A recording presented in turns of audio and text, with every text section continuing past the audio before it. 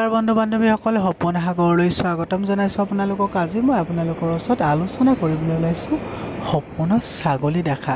বিভিন্ন অৱস্থাত যদি আপুনি সপোনত কেনেবাকৈ ছাগলী দেখিছে তেতিয়াহ'লে ই কিহৰ সংকেত হয় বাৰু? কাৰণ আমি কেতিয়াবা সপোনত ছাগলী দেখিব পাৰোঁ, ছাগলী মাংস দেখিব পাৰোঁ, বা ছাগলী এনেই আমি দেখিব পাৰোঁ, বা ছাগলী চৰি থকা দেখিব পাৰোঁ, বা ছাগলীক আমি কিবা খুৱাই থকা দেখিব পাৰোঁ। এনেকুৱা সপোনবোৰে আমাক কিহৰ সংকেত দিয়ে তাৰ বিষয়ে আলোচনা কৰিম। সপোন শাস্ত্ৰ অনুসৰি যদি আপুনি কেনেবাকৈ সপোনত ছাগলীক যদি কিবা খুৱাই থকা দেখে বা বহুত ছাগলী একেলগে দেখে তেতিয়াহ'লে ই পোনপটীয়াকৈ ইয়াৰে সংকেত দিয়ে যে আপোনাৰ আহিবলগীয়া দিনকেইটাত কিবা সুখবৰ আপোনাৰ ওচৰলৈ আহিব পাৰে, বা আপুনি ক'ৰবাৰ পৰা কিবা সুখবৰ পাব পাৰে। আৰু লগতে আপুনি যদি ছাগলীৰ ব্যৱসায় কৰা দেখে নিজকে, বা ছাগলী বেচা কিনা কৰা দেখে, তাৰ জৰিয়তে কিন্তু এটা কথা স্পষ্টকৈ আপুনি গম পাব যে আপোনাৰ হাতলৈ কিবা নহয় কিবা প্ৰকাৰে টকা পইচা, হয়তো যি আপুনি কৰ্ম কৰে বা ব্যৱসায় কৰে সেই ব্যৱসায়ত উন্নতি হ'ব পাৰে।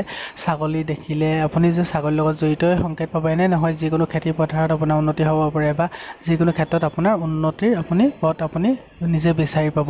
আৰু যদি আপুনি কেনেবাকৈ খুব অকলশৰীয়াকৈ বহি আছে আৰু ছাগলীয়ে আপোনাৰ ওচৰত আহি খেলি থকা দেখিছে, খুব ফূৰ্তি কৰি থকা দেখিছে, তেনেকুৱা হ'লে কিন্তু আপুনি যদি মানসিকভাৱে কিবা সমস্যাত পৰি আছিলে সেই সমস্যাবোৰ শীঘ্ৰে দূৰ হোৱাৰ ই এটা সংকেত হয়। গতিকে প্ৰায় ক্ষেত্ৰত ছাগলী দেখাটো ভাল। আৰু যদি কিবা অৱস্থাত আপুনি ছাগলী দেখিছে তেতিয়াহ'লে আপুনি কেনে অৱস্থা কি ৰকমকৈ দেখিছে মোক কমেণ্ট কৰি জনাব পাৰে। মই সেই কমেণ্টৰ উত্তৰ দিবলৈ চেষ্টা কৰিম। গতিকে আজিলৈ ইমানে আছিলে, ধন্যবাদ।